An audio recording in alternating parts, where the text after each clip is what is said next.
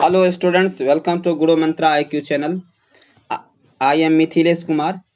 आज हम लोग बेसिक कॉन्सेप्ट ऑफ केमिस्ट्री पढ़ने जा रहे हैं और ये आपको जो बेसिक कॉन्सेप्ट ऑफ केमिस्ट्री है, इसमें आपको यह बेसिक है। केमिस्ट्री का क्या है? बेसिक है। इसलिए आपको class 10th 9th 10th 11th 12th चाहे जो भी बुक है सबसे आपको लिया गया है और यहाँ तक कि आपको कॉम्पिटिटिव एग्जाम तक के लिए आपको यह हेल्पफुल वीडियो है। इसलिए आप इसको शुरू से अंत तक देखें ताकि आपको जो है इनका बेनिफिट मिल जाए। और लास्ट में हम आपको क्या कराएंगे, इसका जो है ऑब्जेक्टिव टाइप क्वेश्चंस भी देंगे जो एग्जाम कॉम्पिटिटिव एग्जाम में आए हैं, जो 10th 12th में पूछे गए हैं। इन सब से रिलेटेड करके एक साथ कंबाइन करके हम आपको कुछ क्वेश्चंस दिया जाएगा। पहले आप इस वीडियो को देखें और जो नेक्स्ट वीडियो आएगा, नेक्स्ट वीडियो में आपको इस तरह का जो है कॉम्बिनेशन में लगभग आपको जो है ना 100 ऑब्जेक्टिव दिए जाएंगे और 100 ऑब्जेक्टिव को कुछ ऑब्जेक्टिव आपको बनाने के लिए दिए जाएंगे और कुछ का एक्सप्लेनेशन कर दिया जाएगा। इसलिए आप इसको शुरू से अंत तक देखें। तो मैं बताने जा रहा था, यह वीडियो जो है आपका पार्ट 5 है और इसमें आपको किसी भी तरह की प्रॉब्लम अगर होती है तो आप हमें डायरेक्ट कांटेक्ट करते हैं। डिस्क्रिप्शन बॉक्स में मेरा नंबर और व्हाट्सएप नंबर दिया गया रहता है। किसी भी तरह के प्रॉब्लम वीडियो को लेकर अगर होता है तो आप मुझे डायरेक्ट कॉल कर सकते हैं। तो आज जो हम लोग पढ़ने जा रहे हैं, आज हम लोग क्या पढ़ने जा रहे हैं? हम लोग इस वीडियो में इलेक्ट्रॉनिक कॉन्फ़िगरेशन सब ऑर्बिट के आधार पर पढ़ने जा रहे हैं और सब ऑर्बिट में आप SPDF आता है, इसके आधार पर पढ़ेंगे। इतना ही नहीं, इस वीडियो में हम लोग स्पेसिफिकेशन ऑफ एलिमेंट भी पढ़ेंगे। स्पेसिफिकेशन का मतलब होता है विवरण, जो विवरण दिया जाता है, विशेष विवरण, यानी एलिमेंट के विषय में जो विशेष विवरण है। अब तक जो आपने पढ़ा है पार्ट 1 में, पार्ट 2 में, पार्ट 3 में, पार्ट 4 और पार्ट 4 तक जो आपने पढ़ा है, उसमें जो आपने इलेक्ट्रॉनिक कॉन्फ़िगरेशन सीखा निकालना, एलिमेंट के विषय में आप लोगों ने जो वैलेंसी निकालना, इन सबों का जो विशेष विवरण इसमें दिया जाएगा और इसके विषय में भी हम लोग यहाँ पढ़ेंगे। तो इस वीडियो में इलेक्ट्रॉनिक कॉन्फ़िगरेशन यानी इलेक्ट्रॉनिक विन्यास के विषय में सब ऑर्बिट मतलब उपकक्षा के आधार पर पढ़ेंगे। SPDF जिसका क्या होगा, जिससे संबंधित क्या रहेगा, SPDF से संबंधित रहेगा। तो चलिए हम लोग आते हैं क्या पढ़ने के लिए, इलेक्ट्रॉनिक कॉन्फ़िगरेशन और स्पेसिफिकेशन ऑफ एलिमेंट पढ़ने जा रहे हैं। चलिए सबसे पहले हम आपको बता दें इलेक्ट्रॉनिक कॉन्फ़िगरेशन, जबकि आपको पार्ट 1, पार्ट 2, पार्ट 3 में भी बताया गया है कि इलेक्ट्रॉनिक कॉन्फ़िगरेशन क्या है। इलेक्ट्रॉनिक कॉन्फ़िगरेशन से तात्पर्य यह है कि इलेक्ट्रॉन का डिस्ट्रीब्यूशन होता है। इलेक्ट्रॉन का डिस्ट्रीब्यूशन क्या होता है? ऑर्बिट बाय ऑर्बिट आपने पढ़ा है। अब यहाँ ऑर्बिट के अंदर भी एक सब ऑर्बिट होता है, ऑर्बिट के अंदर भी सब ऑर्बिट होता है और सब ऑर्बिट में कौन कौन आता है? SPDF आता है। जबकि आप जानते हैं ऑर्बिट में क्या आता है? K L M N O P, इस तरह से आपको ऑर्बिट के नाम बताया गया था और ऑर्बिट को आपने पढ़ा है। ऑर्बिट के आधार पर इलेक्ट्रॉन का जो डिस्ट्रीब्यूशन होता है, इलेक्ट्रॉन का जो विभाजन होता है ऑर्बिट बाय ऑर्बिट, ये तो ऑर्बिट के आधार पर पढ़ लिए। लेकिन इलेक्ट्रॉन का जो डिस्ट्रीब्यूशन होगा ऑर्बिट के अंदर SPDF यानी ऑर्बिट में भी आपका जो है ऑर्बिट का सब उपकक्षा क्या होता है? तो orbits are divided into different energy level. अब ऑर्बिट को डिवाइड करेंगे, जैसे K ऑर्बिट है, L ऑर्बिट है, K L M है, N है, O है, P है, ऑर्बिट यानी ये सारे क्या है? ऑर्बिट है। इस ऑर्बिट को क्या करेंगे? ऑर्बिट को भी डिवाइड किया जाएगा। ऑर्बिट का क्या किया जाएगा? डिवाइड यानी विभाजन किया जाएगा और प्रत्येक ऑर्बिट का विभाजन करके सब ऑर्बिट तैयार किया जाएगा और सब ऑर्बिट में भी इलेक्ट्रॉन का डिस्ट्रीब्यूशन यानी क्या होगा? डिस्ट्रीब्यूशन का मतलब क्या होगा? बंटवारा होगा प्रत्येक सब ऑर्बिट में भी। तो चलिए सबसे पहले ये जानते हैं, इतना तो आपको समझ में ही आ गया होगा कि इलेक्ट्रॉन का डिस्ट्रीब्यूशन इस इलेक्ट्रॉनिक कॉन्फ़िगरेशन में पढ़ना है। तो सब ऑर्बिट क्या है? सब ऑर्बिट क्या है? तो सब ऑर्बिट के विषय में हम आपको बता दें। सब ऑर्बिट जो है, orbits are divided into different energy level, यानी ऑर्बिट को भी डिवाइड कर रहे हैं।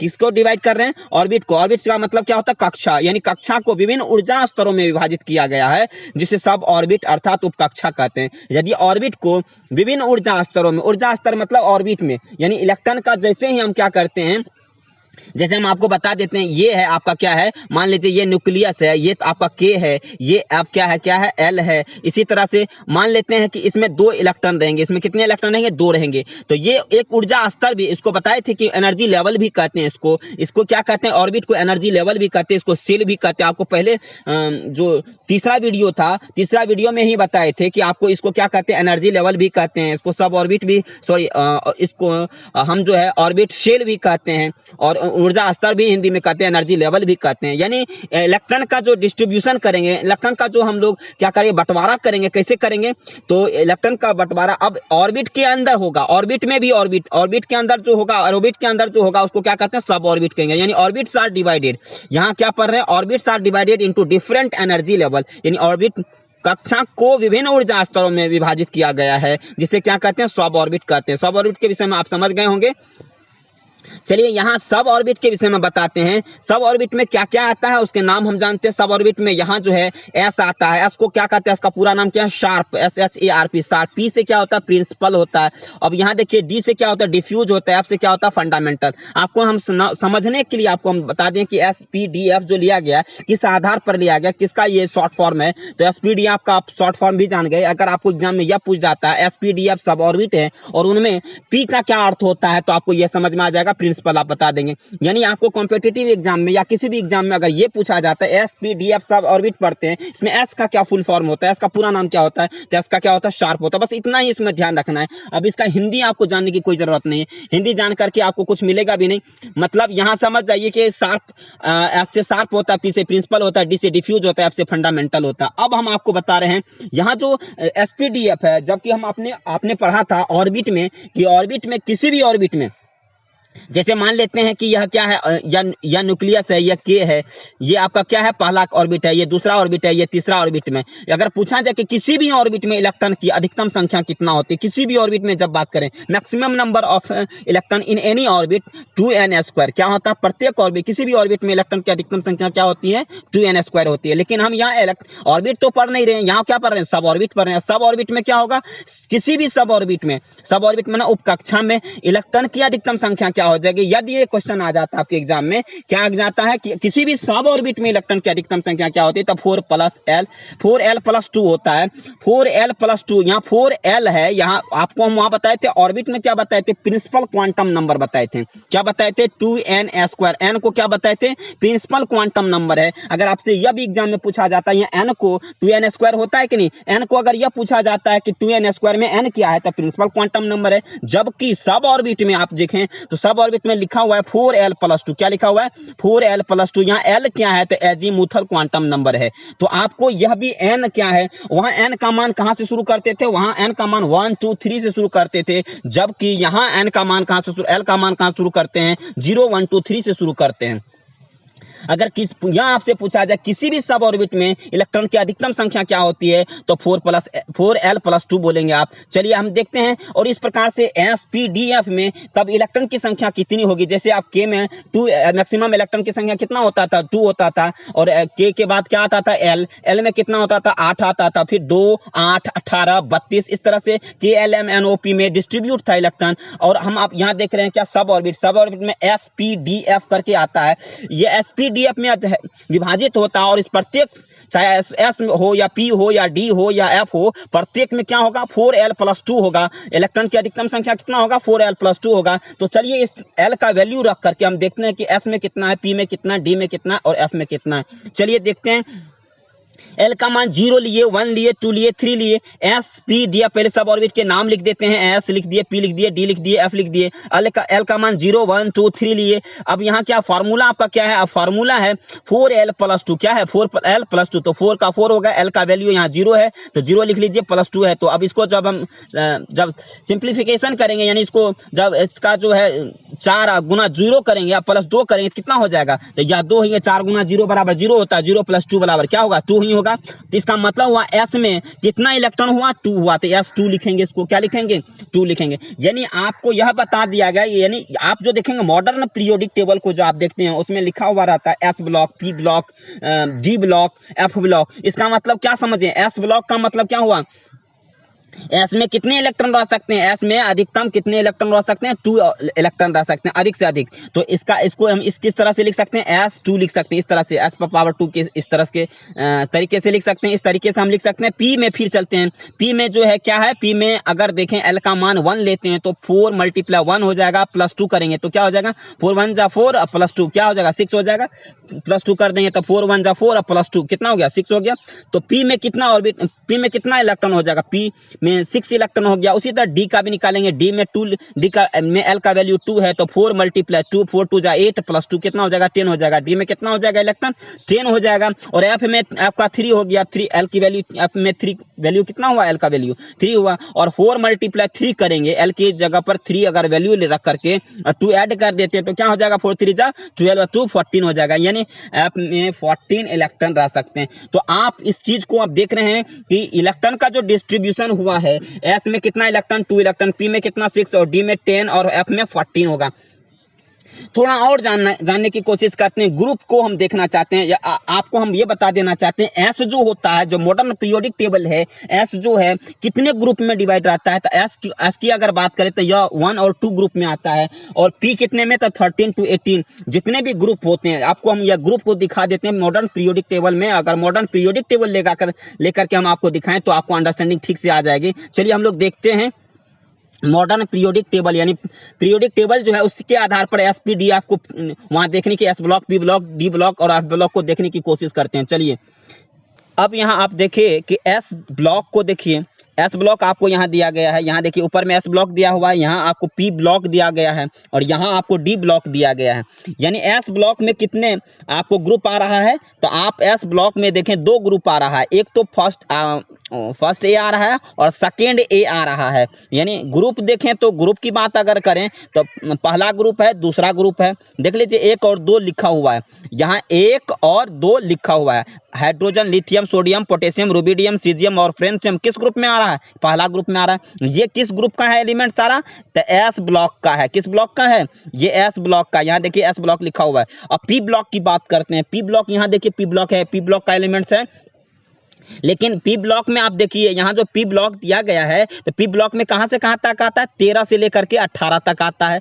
13 से लेकर के कहां तक आता है, 18 तक। इसलिए पी ब्लॉक में अगर आपसे यह पूछा जाए, जैसे 13 देखिए यहाँ 13 है, 14 है, 15 है, 16, 17, 18 है। पी ब्लॉक में कौन कौन ग्रुप के एलिमेंट आते हैं, तो 13 से 18 आता है। उसी तरह डी ब्लॉक में कौन कौन ग्रुप के एलिमेंट आते हैं, तो डी ब्लॉक में आते हैं कौन कौन, 3 से लेकर के 12 तक के जितने भी एलिमेंट हैं डी ब्लॉक में आते हैं। इस तरह से आपको एस पी डी एफ के विषय में समझ में आ गया हो। एस में कितना मैक्सिमम इलेक्ट्रॉन कितना रह सकता है, तो एस में मैक्सिमम 2 रह सकता है। तो ये यहाँ देखिए 1 और 2 ग्रुप लिया गया है कि नहीं, 2 ले लिया गया। अब देखिए पी ब्लॉक में आपको कितना रह सकता है, तो पी ब्लॉक में 6 रह सकता है। तो यहाँ देखिए 6 ग्रुप दिया भी है, 1 पहला, दूसरा, तीसरा, चौथा, पांचवा और छठा। 13 से लेकर 18 तक में 6 है, 6 ग्रुप दिया गया है। अब यहाँ देखिए अभी डी ब्लॉक में देखिए डी में कितना रह सकता है, तो डी में 10 रह सकता है। एस 2 होता है, पी कितना होता है 6 रह सकता है, डी पर कितना होगा 10। तो 10 अगर आता है 4L+2 से निकाले थे, देखिए तो 10 है कि नहीं, 3 4 5 6 7 8 9 10 11 12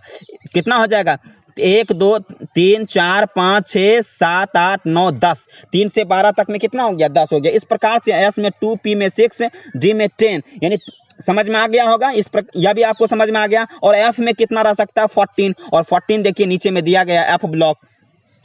यहाँ आप देखिए एफ ब्लॉक दिया गया है 1 2 3 4 5 6 7 8 9 10 11 12 13 14। यहाँ जो 15 दिखाई दे रहा है, यह 15 जो है ये एल और ए सी कहाँ से आया है, यहाँ जो देख रहे हैं 57 to 71, 89 to 103 है, ये यहाँ का एलिमेंट है। इसलिए इसको नहीं इसको नहीं देखेंगे हम लोग, यहाँ से शुरू करेंगे, तब आप काउंटिंग करेंगे तो कितना हो जाएगा, तो आपको 14 आ जाएगा। 1 2, तब आपको 1 2 3 4 5 6 7 8 9 10 11 12 13 14। ठीक है, इस प्रकार से आप यह भी देख लिए। आपने यह भी देखा कि जो एफ ब्लॉक है, यहाँ देखिए एफ ब्लॉक लिखा हुआ नीचे में, एफ ब्लॉक में 14 एलिमेंट यानी 14 एलिमेंट को अरेंज किया गया है। तो इस प्रकार से आप यह भी समझ गए कि एस ब्लॉक में क्या कितने ग्रुप आते हैं, पी ब्लॉक में कितने ग्रुप आते हैं, डी ब्लॉक में कितने ग्रुप, एफ ब्लॉक में कितने ग्रुप आते हैं। यह भी आपको समझ में आ गया होगा, यहाँ तक आपको कोई प्रॉब्लम नहीं हुआ होगा। अब आप लोग जो है एस में अधिकतम इलेक्ट्रॉन कितना है, एस में अधिकतम इलेक्ट्रॉन है 2। ये इस एस में 2 इलेक्ट्रॉन है, यह ग्रुप 1 2 में रखा गया, ये इनसे आपको कंफ्यूजन नहीं हो रहा होगा। अब एफ ब्लॉक को आप देखें, और at the bottom of the periodic table के सबसे नीचे हैं F14 है। F14 कहाँ था, पीरियोडिक टेबल में सबसे नीचे था कि नहीं। तो ये बात आप समझ में आ गया होगा आपको। अब आपको सब ऑर्बिट यानी उपकक्षा, हिंदी में उपकक्षा कहते हैं, में ऊर्जा का जो क्रम होगा, यानी एनर्जी का जो ऑर्डर होगा, क्या ऑर्डर होना चाहिए, तो सबसे पहले सबसे एस से जो है एस से ज्यादा रहता है पी में, पी से ज्यादा किस में, डी में, डी से ज्यादा किस में, एफ में रहता है। ये एस पी डी एफ करके रहता है इसका ऊर्जा का क्रम। अब पहले एस में, फिर पी में, फिर डी में, उसके बाद एफ में। चलिए अब हम निकालना सीखते हैं कि एसपीडीएफ से हम कैसे किस इलेक्ट्रॉन का डिस्ट्रीब्यूशन करेंगे, इनके विषय में जानने की कोशिश करते हैं।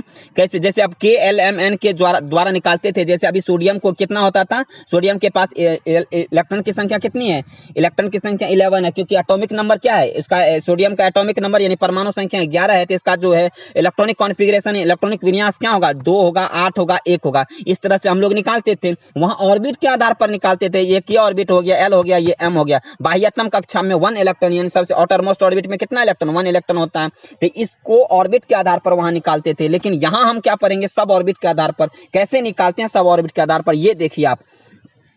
सब ऑर्बिट में सबसे पहले नोबल गैस को निकालेंगे, क्योंकि नोबल गैस क्या होता है, स्टेबल होता है। और मेटल क्या होता है, मेटल नोबल गैस में हम लोग पढ़ेंगे हीलियम, नियन, आर्गन, क्रिप्टन, जेनन, रेडन। और हीलियम के पास कितना इलेक्ट्रॉन है, हीलियम का एटॉमिक नंबर कितना होता है, 2। तो इसका मतलब इलेक्ट्रॉन भी की संख्या कितना होगा, इलेक्ट्रॉन भी कितना होगा, 2 ही होगा।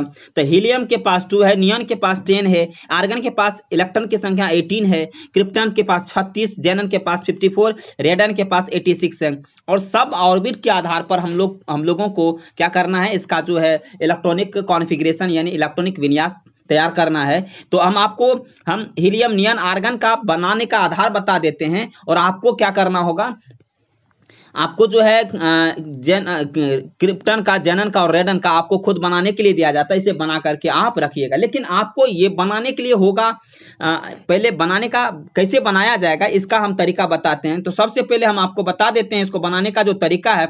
उसमें सबसे पहले इसका ऊर्जा का क्रम जो है, यानी एस के बाद पी आता है, उसके बाद डी, उसके बाद एफ आता है। और ये भी आप जान चुके हैं कि एस में जो है, एस में कितना इलेक्ट्रॉन रहता है, 2 रहता है, पी में कितना रहेगा, 6 रहेगा, उसके बाद डी में कितना रहेगा, 10 होगा, उसके बाद एफ में कितना आएगा, 14 होगा।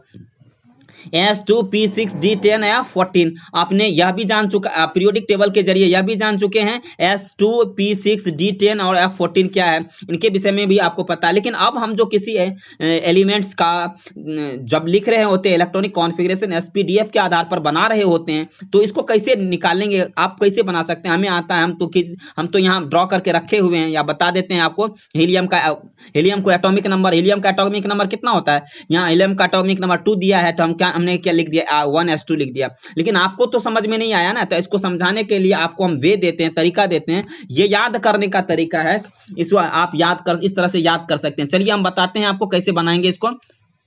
सबसे पहले देखिए, जैसे 1s2 है, पहले 1s2 इसको याद रख लीजिएगा आप। 1s2 ये 1s2 हो गया। उसके बाद 2s2 और 2p6 का बनाएंगे, यानी सबसे पहले s वाला करेंगे, उसके बाद 1 वाला करेंगे। 1 यहाँ क्या रिप्रेजेंट कर रहा है, तो 1 कर रहा है क्या, तो पीरियड को रिप्रेजेंट कर रहा है। 2 किसको रिप्रेजेंट कर रहा है, 2 पीरियड को रिप्रेजेंट कर रहा है। कितने पीरियड होते हैं मॉडर्न पीरियोडिक टेबल में, तो कितने, 7 पीरियड है। और 1 किसको शो कर रहा है, तो 1 शो कर रहा है पीरियड को। तो 1s2, फिर 2s2 2p6 चलेगा। उसके बाद क्या चलेगा, 3s2 3p6 लिखेंगे। क्या लिखेंगे, 3s2 3p6 लिखेंगे, 4s2 4p6 लिखेंगे। इस तरह से आपको सीरीज में लिखना है। लेकिन आपको एक चीज बता देते हैं, यहाँ जो 3s2 3p6 लिखते हैं, उसके बाद हम 4s2 में जैसे एंट्री करते हैं, 4s2 में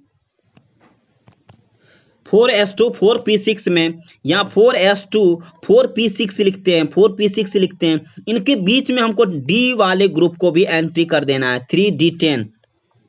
ठीक है, यानी 4s2 4p6 जब लिखने लगेंगे तो उसके बीच में कौन आ जाना चाहिए, 3d10 आ जाना चाहिए। उसके बाद 5s2 5p6 लिखेंगे, उनके बीच में कौन आ जाना चाहिए, 4d10 आ जाना चाहिए। ठीक है, उसके बाद फिर से अब चलिए किसके पास चलेंगे, 5 तक चले आए, 6s2 6p6 तो लिखेंगे, 6p6 तो लिखेंगे। लेकिन इसके बीच में कहाँ तक पहुंचे थे, तो हम लोग पहुंचे थे 6s2 6p6 हो गया। इसके बाद हम लोग पहुंचे थे 4d10 तक पहुंचे थे। कहाँ तक पहुंचे थे, 4d10 तक पहुंचे थे। इसमें हम लोग क्या शुरू कर देंगे, 4f14 भी शुरू करेंगे। क्या शुरू करेंगे, 4f14 शुरू करेंगे। और यहाँ क्या रखेंगे, 5d10 रखेंगे। क्या रखेंगे, 5d10। अब 7s2 हो जाएगा, 7p6 तो लिखेंगे, लेकिन यहाँ 5 F14 लिख करके 6D10 लिखेंगे। क्या लिखेंगे? 6D10 लिखेंगे। इस प्रकार से ऊर्जा का बढ़ते सीरीज हो गया, बढ़ता हुआ सीरीज हो गया। चलिए इसको और दूसरे तरीके से भी बताते हैं। जैसे आप लिखे, जैसे लिखे हम 1s लिखे, 1s वाले लिखेंगे, उसके बाद किसको लिखेंगे? 2s लिखेंगे। 2s के बाद क्या लिखेंगे? 2s 2p6 होता है ना, तो 1s के बाद 1s2 बताए थे ना, 1s के बाद क्या लिखते हैं? 2s 2p6, तो 2s के बाद क्या होगा? 2p6। उसके बाद क्या होगा? 2p हो गया। उसके बाद 2p वाले के बाद क्या लिखेंगे? 3s वाले लिखेंगे। 3s के बाद क्या लिखेंगे? 3p वाले लिखेंगे। 3s के बाद कौन लिखेंगे? 3p वाले लिखेंगे। और 3p वाले के बाद कौन लिखेंगे? 4s वाले लिखेंगे। 4s के बाद कौन लिखेंगे? तो 4p6 वाले नहीं लिख देंगे। 4s के बाद 3d वाला, 4 के बाद d वाला स्टार्ट हो जाएगा, यानी 3d वाले लिखेंगे। 3d वाले के बाद कौन लिखेंगे? तो 3d वाले के बाद आप लिखेंगे 4p, यानी 4s 4p के बीच में 3d। उसके बाद 4p के बाद कौन लिखेंगे? तो 5s वाला लिखेंगे। यहाँ 4 का कॉम्बिनेशन हो गया, तो 4s 4p के बीच में 3d लिख लिया। और 5s 5p के बीच में क्या लिखते हैं? यहाँ d वाला है ना, तो d वाले में क्या कर देंगे? तो 5s है ना, यहाँ 3d हुआ, तो इसके बीच में क्या हो जाएगा? 4d हो जाएगा। और 4d के बाद 5p हो जाएगा, 5p हो जाएगा। इसके बाद कौन लिखेंगे? 5p के बाद क्या लिखेंगे? तो 5p के बाद जो है क्या लिखेंगे? यहाँ देखिए 6s लिखेंगे। 6s के बाद क्या लिखेंगे? तो 6s के बाद 4f लिखेंगे। उसके बाद 4f के बाद कौन लिखेंगे? फिर d वाला लिखेंगे। d वाला क्या हो जाएगा? तो 5d हो जाएगा, यहाँ 5d हो जाएगा। उसके बाद क्या लिखेंगे? 6p6 हो जाएगा, यहाँ 6p दे देंगे। तो यहाँ 6s, उसके बाद 4f, उसके बाद 5d, उसके बाद 6p, उसके बाद 7s, उसके बाद 5f, उसके बाद क्या हो जाएगा? उसके बाद 5 है ना, 5d, तो उसके बाद यहाँ 6d हो जाएगा। और यहाँ क्या हो जाएगा? 7p हो जाएगा। इस तरह से यह ऊर्जा का बढ़ता हुआ क्रम है, लिखने का ऑर्डर यही है इसका एसपीडीएफ के आधार पर। चलिए, तो सबसे पहले हमके क्या बताए थे? जैसे हाइड्रोजन होता है, तो हाइड्रोजन का 1 होता है एटॉमिक नंबर, तो क्या करिएगा? हाइड्रोजन को कैसे लिखिएगा? 1s लिखेगा। पहले तो 1s लिखते हैं ना, 1s पर क्या लिखेंगे? तो इलेक्ट्रॉनिक, इसका अधिकतम इलेक्ट्रॉन के इसके पास कितना इलेक्ट्रॉन है? 1 इलेक्ट्रॉन है। लेकिन s को कितना होता है? अधिक से अधिक कितना s में रह सकता है? 2 रह सकता है, लेकिन है तो एक ही ना, इसलिए 1s दे देंगे। जैसे हाइड्रोजन के बाद लिथियम का कितना होता है? लिथियम का 3 होता है। इसका कैसे लिखेंगे? तो पहला तो 1s, s को कितना होता है? 1s लिखते हैं ना पहले में, तो 1s2 लिखेंगे। उसके बाद किसको लिखेंगे? तो 1s के बाद 2s का नंबर आता है ना, तो 2s में 2s लिख लीजिए। 2s पर कितना देंगे? 2 तो इलेक्ट्रॉन इसी को दे दिए हैं, तो अब एक ही तो बचा है, 2s1 कर दीजिए। चलिए 2s लिख लिया। उसके बाद हम किसका नंबर आ गया? उसके बाद किसको लिखेंगे? तो हाइड्रोजन, लिथियम, सोडियम का चलिए लिखते हैं। सोडियम के बाद सोडियम का कितना होता है? 11 होता है। तो सबसे पहले 1s वाला लिखेंगे। 1s के बाद किसको लिखेंगे? 2s वाला लिखेंगे, और 2s 2p वाला लिखेंगे। फिर क्या लिखेंगे? 3s वाला लिखेंगे। तो 1s को अधिक से अधिक कितना दे सकते हैं? 2 दे सकते हैं। चलिए 2 यहाँ दे दिए, इलेक्ट्रॉन इसका 11 में से 2 चला गया, 9 बचा। अब फिर कितना देंगे? फिर 2s वाला है, इसको भी अधिकतम 2s वाले को 2 देते हैं, तो यहाँ 2 दे दिए। तो 2 2 4 इसका चला गया, तब उसके पास कितना बच गया? 11 में से 4 चला गया, 7 बचा। p वाले को कितना देते हैं? p वाले को 6 देते हैं, तो यहाँ तो 6 हो जाएगा। फिर 3s बचा। अब देखिए तो कितना इलेक्ट्रॉन इसका जो है खर्च हो चुका है? 2 2 4 6 10 इसका खत्म हो चुका है। अब बचा 1, तो यहाँ 1 दे देंगे। इस प्रकार से क्या लिखते हैं? सब ऑर्बिट के आधार पर इलेक्ट्रॉनिक कॉन्फ़िगरेशन हम लोग बना लेते हैं। चलिए सोडियम का हमने लिख के दिखा दिया आपको। अब किसका लिख के दिखाएंगे? कैल्शियम का लिखेंगे। कैल्शियम का कितना आता है? 20 आता है। चलिए इसके पास 20 एटॉमिक नंबर है, इसका मतलब इलेक्ट्रॉन इसके पास 20 है। एसपीडीएफ के आधार पर इसको हम भी बनाने की कोशिश करते हैं। चल सबसे पहले तो एस वाला लिखेंगे ना, एस वाला चलिए लिखते हैं। कैल्शियम के पास 20 है, तो एस वाला लिखेंगे, तो 1s हो जाएगा। तो 1s में कितना देंगे? 2 देंगे। फिर 1s के बाद 2s के पास पहुंचेंगे। 2s को भी, s को तो 2 रहता है, तो 2 दे देंगे। 2s के बाद 2p आता है, तो 2p को कितना रहता है? 2 रहता है। नहीं, p को तो 6 होता है ना, p को 6 होता है, 6 दे दीजिए। फिर उसके 2s 2p हो गया। अब क्या दोगे? 3s देंगे। 3s को, s को कितना देंगे? 2 देंगे, 2 दे देते हैं। उसके बाद 3s के बाद कौन आएगा? 3p आ जाएगा। तो p को कितना रहता है? 6 रहता है। लेकिन देखिए तो इसके पास इलेक्ट्रॉन कितना बचा है? 2 2 4 6 10 2 12, 6 दे सकते हैं। 3p6 हो जाएगा। 3s 3p हो गया। और उसके बाद किसका नंबर आएगा? 4s का आएगा। 4s को कितना देंगे? तो 2 2 4 6 10 2 12 6 18, 4s को अब इसके पास 2 ही बचा, तो 4s2 हो जाएगा। यानी कैल्शियम का कितना हो गया? 4s2 हो गया। तो इस आधार पर आप देख रहे हैं कि कैल्शियम को किस तरह से निकाल लिए। चलिए एक और हम बता देते हैं बड़ा वाला लेकर के। जैसे हम आपको अगर हम बता दें, जैसे सोडियम का बता दिए, लिथियम, सोडियम बता दिए, पोटेशियम बता दिए, उसके बाद जो है कैल्शियम बता दिए। रुबिडियम का देखते हैं, रुबिडियम का कितना होता है एटॉमिक नंबर, तो रुबिडियम का होता है 37 होता है। रुबिडियम का कितना होता है, आरबी का 37 होता है। इसका कैसे लिखेंगे देखते हैं लिख करके। सबसे पहले क्या करेंगे, 1s देंगे, 1s पर कितना देंगे, 2 देंगे। उसके बाद 1s के बाद कौन आता है, 2s देंगे, 2s पर भी 2 देंगे, क्योंकि s में अधिकतम कितना इलेक्ट्रॉन रह सकता है, 2 रह सकता है। 2s के बाद 2, उसके बाद 2p आ जाएगा, कितना आ जाएगा 2p, p पर कितना होगा 6 होगा। उसके बाद 3s आ जाएगा, 3s, s पर कितना देंगे 2 दे देंगे। 3s के बाद क्या आएगा 3p आ जाएगा, p पर कितना देंगे 6 देंगे, यहाँ 6 दे दिए। चलिए देखते हैं काउंटिंग करते कितना इलेक्ट्रॉन इसका जो हो इसका यूज हो गया है। 2 2 4 4 6 10 2 12 6 18 ही हुआ। 3p के तक पहुंचे हैं। 4s में चलेंगे, 4s को 2 दे देंगे, क्योंकि s पर तो 2 ही होता है इलेक्ट्रॉन। उसके बाद 4s के बाद क्या आता है 4p आता है, p को 6 होता है। चलिए ये भी हो गया, 4s 4p 6 हो गया। लेकिन हम आपको बताए थे कि 4s और 4p के बीच में 3d वाला एंट्री होता है, तो यहां हमने क्या किया है, तो 4p6 डायरेक्ट लिख दिया, तो ये गलत है। 4s के बाद हम d वाला लेते हैं, तो d जो है 3d, d पर कितना देंगे 10 देंगे ना, तो देखिए तो कितना हो गया 2 2 4 6 10 2 12 6 18 2 20 20 10 कितना हो गया 37 हो गया। तो 4s2 3d10 हो गया। तो अभी तक कितना यूज हो गया, 2 2 4 6 10 2 12 6 18 2 20 10 30 हो गया। अब 7 बचा उसके पास। अब किसका नंबर आएगा 4s2 4p वाला आएगा। 4p वाला जो आएगा तो क्या हो जाएगा, 4p वाला आएगा तो हम लोग क्या करेंगे, तो हम लोग करेंगे 4s वाला फिर से लिख देते हैं, 4s2 करेंगे।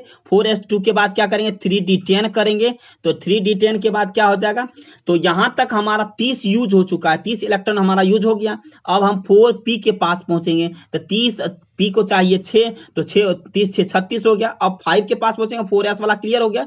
अब 5 के पास पहुंचेंगे, 5 कितना देना चाहिए, 5 को तो 2 होता है, लेकिन इसके पास तो बचा एक ही इलेक्ट्रॉन ना, तो यहाँ 1 दे देंगे, 5s1 हो जाएगा। और इसका इलेक्ट्रॉनिक कॉन्फ़िगरेशन इस तरह से लिख लेंगे।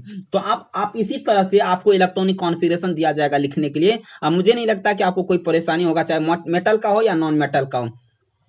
चलते हैं इसी तरह से हम आपको बता देते हैं, नीचे में कुछ दिया गया है, नोबल गैस दिया है, मेटल दिया गया है, नॉन मेटल दिया गया है। इनको हम बनाने के लिए दे रहे हैं, और कुछ आपको बनाने के लिए दिया जाएगा, और बना करके आप मुझे भेजिएगा। और जब नहीं समझ में आएगा तो आप मुझे कॉल कर दीजिएगा, हम आपको फिर से बता देंगे। यहाँ देखिए हीलियम का क्या होता है, हीलियम में आपको कितना दिया गया है 2 है।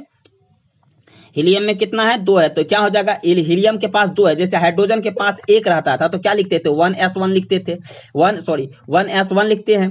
तो उसके बाद हीलियम के पास कितना है, हीलियम के पास 2 है ना, तो 2 है तो क्या करेंगे 1s2 कर देंगे, तो ये कंप्लीट हो गया। ये आपका स्टेबल है। ये देखिए इसमें जितना इलेक्ट्रॉन है इसके पास, और ये s को कितना चाहिए 2 चाहिए, और इसको कंप्लीट हो गया। इसका मतलब ये स्टेबल को शो कर रहा है, यह स्टेबल नहीं है, क्योंकि यह जो है 1 इसके पास क्या है 1 बच गया, जबकि s को कितना हो चाहिए था 2 चाहिए था, इसके पास 1 ही है, इसके लिए यह स्टेबल नहीं है, अनस्टेबल है। तो ये भी आप यहां से समझ सकते हैं। चलिए अब हम नियोन का बात करते हैं। नियोन में कितना है, तो नियोन में 10 है इलेक्ट्रॉन। तो सबसे पहले क्या होगा 1s2 होगा, उसके बाद क्या लिखेंगे 2s2 लिखेंगे, 2s2 के बाद 2p6 होता है कि नहीं, तो चलिए 2p लिखते हैं। क्या लिखेंगे 2 लिखेंगे, 2p 2 2 4 6 यूज 6 10 हो गया। तो देखिए तो ये 2p6 p में कितना होता है, लास्ट वाला देखिए, तो लास्ट वाला जो सब ऑर्बिट है उसमें कितना इलेक्ट्रॉन है 6 इलेक्ट्रॉन है कि नहीं।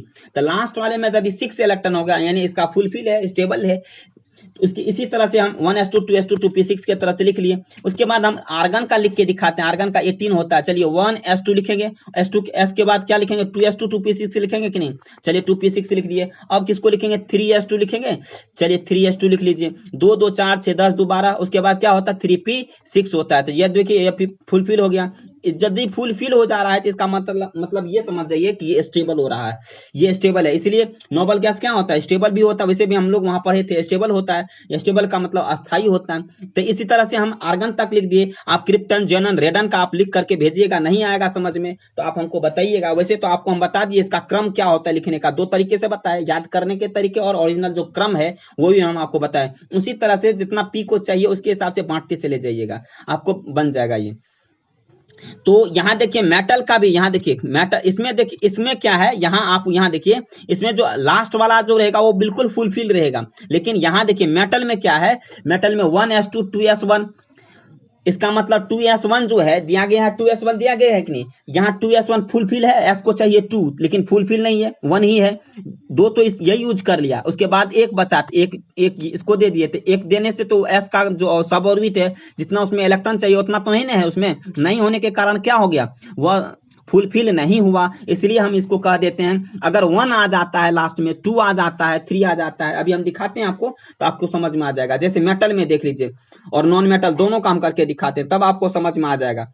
चलिए देखते थे, इसमें क्या आ गया, 1 आ गया, इसका मतलब ये 2s1 है, तो इसका मतलब ये s ऑर्बिट में, लास्ट किससे हुआ, s से हुआ, तो इसका मतलब s ऑर्बिट में ये एंट्री करेगा। यहाँ देखिए, इसमें देखिए p से लास्ट हो गया, p से लास्ट हुआ है कि नहीं, इसका मतलब ये जो है s, ये p ऑर्बिट में है।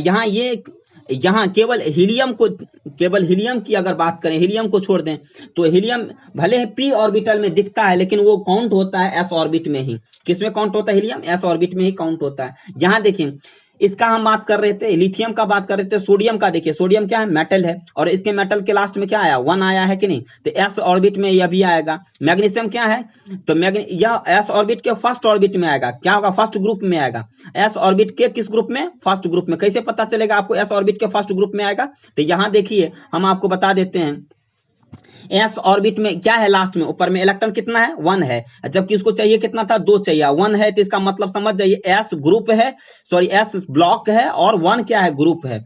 उसके बाद इसमें देखिए, इनमें देखिए, यहाँ देखो सोडियम के पास 11 है, इसमें भी क्या है, लास्ट में क्या s है, s मतलब s ब्लॉक में है, सोडियम किस ब्लॉक में है, s ब्लॉक में है, और 1 जो ऊपर में दिया गया इसका मतलब 1 उसका क्या है, ग्रुप है, फर्स्ट ग्रुप में है। उसके बाद चलिए कैल्शियम के पास चलते हैं, मैग्नीशियम के पास चलते हैं। मैग्नीशियम देखिए लास्ट में क्या है, 3s2 है, इसका मतलब क्या, s ब्लॉक में है मैग्नीशियम, किस ब्लॉक में है, s ब्लॉक में है, लेकिन किस ग्रुप में है, तो दूसरे ग्रुप में है। इसी तरह चलते हैं कैल्शियम के पास चलते हैं। कैल्शियम का जब इलेक्ट्रॉनिक विन्यास खींचिएगा तो इस तरह होगा और इस तरह होगा, तो ये s से लास्ट होता है कि नहीं, इसका मतलब s ब्लॉक में है और कितने ग्रुप में है, पावर 2 है ना, तो इसका मतलब दूसरे ब्लॉक में है, यानी दूसरे ग्रुप में है, सॉरी दूसरे ब्लॉक नहीं, दूसरे ग्रुप में है। यहाँ नॉन मेटल को के पास चलते हैं। नॉन मेटल में देखते हैं जरा, यहाँ कार्बन का 6 होता है, यहाँ देखिए लास्ट किससे हुआ, 2 से हुआ ना, इसका मतलब p ब्लॉक में है, p ब्लॉक में है और कितने ग्रुप में है, यह 12वें ग्रुप में है। तब आप कहिएगा सर आपको 12वें ग्रुप कैसे पता चला, ये 12वें ग्रुप में है,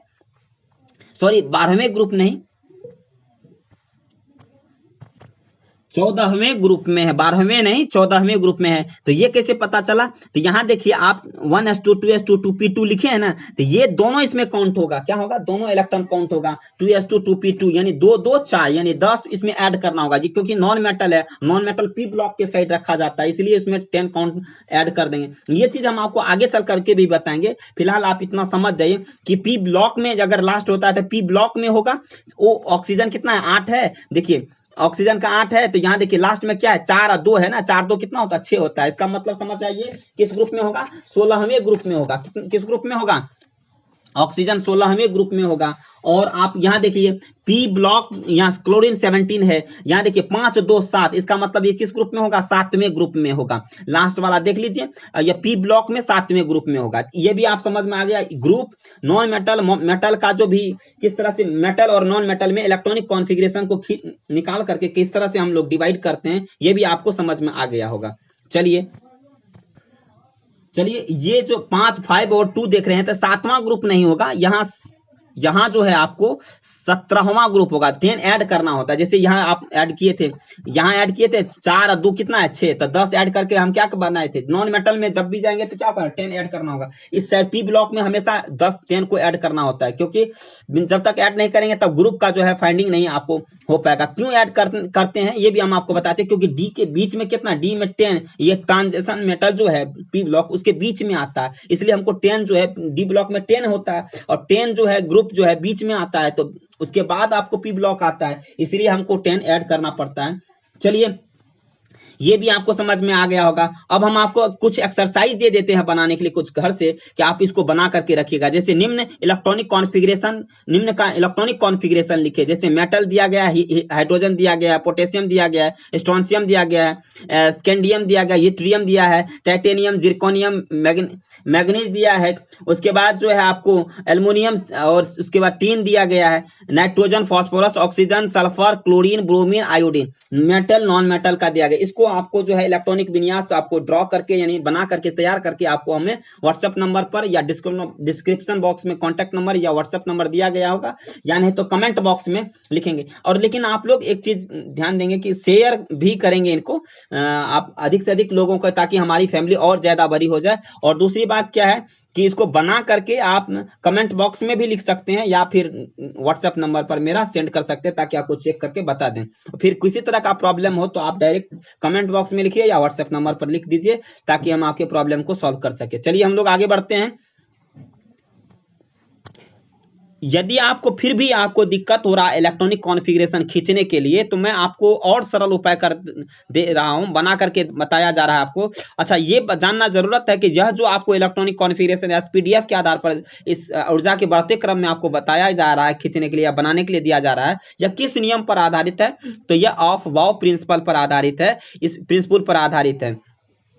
यहाँ नीचे में देख लीजिए, यहाँ लिखा हुआ भी है ऑफ अबव प्रिंसिपल पर आधारित है। और फिर आपको यहाँ जो बनाएंगे इसका जो क्रम होगा, सबसे पहले क्या होगा, देखिए यहाँ एरो को देखते जाइएगा। यहाँ जो एरो है, यहाँ देखिए सबसे पहले 1s है, उसके बाद कौन आया है 1s के बाद 2s आएगा, 2s के बाद कौन आएगा, यहाँ देखिए 2p आ गया, 2p के बाद 3s आएगा, 3s के बाद कौन आएगा 3p आएगा, उसके बाद 4s आएगा, 4s के बाद 3d आएगा, 3d के बाद क्या आएगा 4p आएगा, 4p के बाद 5s आएगा, 5s के बाद कौन सा उसका 5s से बड़ा कौन है, तो 5s से जो है 4d आएगा, 4d के बाद 5p आ जाएगा, उसके बाद 6s आ जाएगा, 6s के बाद 4f आ जाएगा, उसके बाद 5d 6p 7s f 5f 6d 7p 8s। अब इलेक्ट्रॉन उसमें जो भरने का है, जैसे s में 2 होता है, उसमें आपको इलेक्ट्रॉन के आधार पर आप उसको भर दीजिएगा। लेकिन आपको ये आधार जो दे दिया गया है, इस आधार को आप समझ जाइए कि क्योंकि 1s जो है 2s जो है 2s के बाद जो 2p ही होगा, लिखने के क्रम में जब आपको इलेक्ट्रॉनिक कॉन्फ़िगरेशन खींच रहे होंगे, तो उसके बाद जैसे हम उसमें लिखते थे ऑर्बिट में 2 के बाद 8 लिखते थे, 8 के बाद 18 लिखते थे, उसी तरह से इसमें क्या है, सबसे पहले किसको लिखेंगे, तो सबसे पहले लिखते हैं s को, फिर 2s को, फिर 2p को, 3s को। यह जो क्रम है लिखने का, इसी क्रम में आप इलेक्ट्रॉनिक कॉन्फ़िगरेशन किसी भी एलिमेंट का खींचिएगा, ताकि आपको कोई दिक्कत ना हो। अगर दिक्कत तो भी रह जाए तो आप मुझे व्हाट्सएप के जरिए या फिर क्या कहते हैं डिस्क्रिप्शन बॉक्स में मेरा व्हाट्सएप नंबर या कॉन्टैक्ट नंबर दिया रहेगा, उस पर आप कॉल करेंगे, या फिर किसी तरह का दिक्कत होने पर परेशानी होने पर जो है आप डायरेक्ट भी कॉल कर सकते हैं। चलिए हम लोग आगे बढ़ते हैं, एसपीडीएफ के विषय में कुछ विशेष जानते हैं। आइए अब हम लोग एस सब सेल के विषय में जानते हैं। एस सब सेल क्या होता है, एस सब सेल का जो आकृति होता है यानी शेप होता है, किस तरह का होता है एस सब सेल का, तो देख लीजिए एस सब सेल का आकृति किस तरह का होता है, तो गोलाकार होता है, स्फेरिकल होता है। तो एस सब सेल का अगर आप पूछा जाए कि आकृति जो होता है, शेप जो होता है किस तरह का होता है, तो आप कहिएगा गोलाकार होता है। यहाँ लिखा हुआ है ये shape of s sub cell spherical in shape enables to electron to surround the nucleus of the atom. ये आपको समझना है कि यह जो है योग्य क्या बनाता है, एटम जो है में न्यूक्लियस जो होता है, न्यूक्लियस के चारों ओर यह जो है इनेबल करता है किसको, इलेक्ट्रॉन को मूव करने के लिए चारों ओर मूव करता है। इसलिए इसका जो आकृति जो होता है, शेप जो होता है, क्या होता है, गोलाकार हो जाता है। और इसमें लोवेस्ट एनर्जी लेवल होता है। और इसमें जो है हम आपको बता दें, इसका जो होल्ड्स करता है, कितने इलेक्ट्रॉन्स होल्ड करते हैं, 2 इलेक्ट्रॉन्स होल्ड्स करता है। और 1 ऑर्बिटल होता है, इसमें कितने ऑर्बिटल होते हैं, 1 ऑर्बिटल होता है। यहाँ देखिए लिखा हुआ है 1 ऑर्बिटल, इसमें कितने इलेक्ट्रॉन होल्ड्स करते हैं, 2 इलेक्ट्रॉन्स इसमें रहते हैं, क्योंकि एस में आपको पता है कि 2 इलेक्ट्रॉन्स होता है मैक्सिमम। 2 किस आधार पर होता है, आप यो भी आपको पता है 4l प्लस 2 के आधार पर हम आपको शुरू में ही बता दिए थे। एल का वैल्यू जब जीरो लेते हैं आप +2 करते हैं तो क्या हो जाता है, 4 0 0 और +2 करेंगे तो 2 हो जाएगा। इसके आधार पर आपको ऑलरेडी पता है, तो यह भी आपको समझ में आ गया होगा। चलिए हम लोग आगे बढ़ते हैं। आगे दूसरा चलिए पी ऑर्बिटल में हम लोग अब देखते हैं। पी ऑर्बिटल का जो है सब शेप जो होता है, क्या होता है, तो पी ऑर्बिटल का जो शेप होता है डम्बेल होता है, यानी डमरू के जैसा होता है। देखिए डमरू की तरह शेप इसका बना हुआ है, तो डमरू की तरह होता है, यानी डम्बेल उसको कह सकते हैं। Shaped can be oriented in the space in 1 of 3 ways। ये देखिए कैन बी ओरिएंटेड मतलब इसकी जो 3 वे, या देखिए ये आपको किस डायरेक्शन में है, ये वाई एक्सिस के डायरेक्शन में है कि नहीं, ये वाई एक्सिस के डायरेक्शन में है, ये वाई एक्सिस, एक्स एक्सिस और जेड एक्सिस के डायरेक्शन में होता है, यानी तीनों डायरेक्शन में ये जो है इस तरह से हम लोग देखते हैं।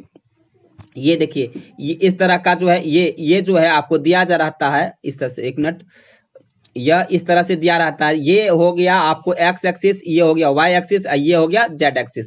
इस आधार पर हम देख सकते हैं यहाँ दिया गया है। तो अब यहाँ आप देख लीजिए, तो एस पी डी एफ को यहाँ डम्बेल के रूप में और जो है ओरिएंटेड किया जाता है space in one of three ways. और 3 ऑर्बिटल्स होते हैं। कितने ऑर्बिटल्स होते हैं इसमें? 3 ऑर्बिटल्स। पहले वाले में 1 ऑर्बिटल, इसमें कितने इलेक्ट्रॉन होल्ड करते हैं? कितने इलेक्ट्रॉन होते हैं? पी में 6, पी में कितने होते हैं इलेक्ट्रॉन? 6 इलेक्ट्रॉन्स होते हैं। और प्रत्येक ऑर्बिटल में कितना इलेक्ट्रॉन होता है? 2 इलेक्ट्रॉन होता है। प्रत्येक ऑर्बिटल में कितना इलेक्ट्रॉन होता है? 3 ऑर्बिटल होते हैं। कितने ऑर्बिटल होते हैं पी ब्लॉक में? 3 ऑर्बिटल। पूछा जाएगा पी का जो आकृति होता है क्या होता है? डम्बेल होता है, डमरू की तरह होता है। इसके बाद आपको पूछा जाएगा पी सब सेल का जो है में कितने ऑर्बिटल होते हैं? तो 3 ऑर्बिटल होते हैं। और इसका जो है प्रत्येक ऑर्बिट में कितने रहते हैं? तो 2 इलेक्ट्रॉन रहते हैं। और पी ऑर्बिट में अधिकतम इलेक्ट्रॉन की संख्या कितना होता है? तो 6 इलेक्ट्रॉन होता है। ये भी आप समझ में आ गया होगा, और फिगर भी आप देख लीजिए। अब हम लोग चलते हैं आगे, किस पी डी के पास पहुंचते हैं। डी में दिया गया है, डी सबसेल में देखिए, डी सबसेल का जो है आकृति कैसा होता है? तो डम्बेल होता है। इसका क्या होता है? डम्बेल, डबल डम्बेल कह सकते हैं, एक नहीं डबल डम्बेल है। यहाँ देखिए डबल डम्बेल है कि नहीं, 2 डमरू की तरह जो है आकृति इसमें बना हुआ है। और 5 ऑर्बिटल्स, इसमें कितने ऑर्बिटल्स होते हैं? 5 ऑर्बिटल्स होते हैं। इसमें कितने ऑर्बिटल्स होते हैं? 5। यहाँ जो क्या होता है, डी सब सेल का जो शेप होता है डबल डम्बेल होता है। इसमें कितने ऑर्बिटल होते हैं? 5 ऑर्बिटल्स होते हैं। पहला में आपने देखा था 1 ऑर्बिटल था, दूसरे में कितना था? 3 ऑर्बिटल था। इसमें कितना ऑर्बिटल है? तो 5 ऑर्बिटल है। और 5 ऑर्बिटल होता है। ईच ऑर्बिटल में कितने इलेक्ट्रॉन होते हैं? 2 इलेक्ट्रॉन होते हैं। तो 5 2 जा कितना हो गया? 10 इलेक्ट्रॉन हो जाएंगे। यानी टोटल कितने इलेक्ट्रॉन होते हैं? 10 इलेक्ट्रॉन्स होते हैं। यानी डी सबसेल में कितने इलेक्ट्रॉन होते हैं? तो 10 इलेक्ट्रॉन होते हैं। पी में कितने होते हैं? तो 6 होते हैं। एस में कितने होते हैं? तो 2 होते हैं। चलिए यह भी आपको समझ में आ गया होगा। अब हम लोग चलते हैं एफ ऑर्बिटल की ओर चलते हैं। सॉरी, एफ सबसेल में चलेंगे, आप ऑर्बिटल में नहीं चलेंगे, एफ सबसेल में। यहाँ देखिए एफ सबसेल में क्या होता है? डबल डम्बेल, यानी कॉम्प्लिकेटेड होता है। यहाँ जो हम देखेंगे, यहाँ कॉम्प्लिकेटेड आप लिख लीजिएगा। यहाँ जो इसके जो शेप होता है कैसा होता है? डबल डम्बेल होता है। डबल डम्बेल तो होता है पी ब्लॉक का, यहाँ होता है कॉम्प्लिकेटेड शेप होता है। डम्बेल रहता है लेकिन कॉम्प्लिकेटेड रहता है। देखिए बहुत सारा ज्यादा इसमें जो डम्बेल है, डमरू की तरह शेप जो है बहुत ज्यादा है, इसलिए कहते हैं कॉम्प्लिकेटेड होता है। इसमें ग्रेटेस्ट एनर्जी रहता है। सबसे ज्यादा एनर्जी किसमें रहता है? तो इसी एफ सब सेल में रहता है। उनके बाद हम बता दें इसमें 7 ऑर्बिटल्स होते हैं। कितने ऑर्बिटल्स होते हैं? 7। और प्रत्येक ऑर्बिटल में कितने इलेक्ट्रॉन होते हैं? 2 इलेक्ट्रॉन होते हैं। और प्रत्येक में अगर 2 इलेक्ट्रॉन्स हो गए, 7 ऑर्बिटल है, तो 7 2 जा कितना हो गया? 14। यानी टोटल इलेक्ट्रॉन की संख्या कितना होगा एफ सब सेल में? 14 इलेक्ट्रॉन होंगे। तो चलिए इस तरह से आप इसका सब सेल कितने ऑर्बिटल हो सकते हैं प्रत्येक में, किसका एनर्जी कितना होता है, किसका कम होता है, किसमें अधिक होता है, किसमें कितना एनर्जी होता है, इसकी आकृति क्या होती है, यह सब कुछ आप यानी सब ऑर्बिट के विषय में सब कुछ समझ में आ गया होगा आपको। मुझे नहीं लगता कि अब इसमें आपको कोई प्रॉब्लम रहा होगा। चलिए हम लोग आगे बढ़ते हैं अब।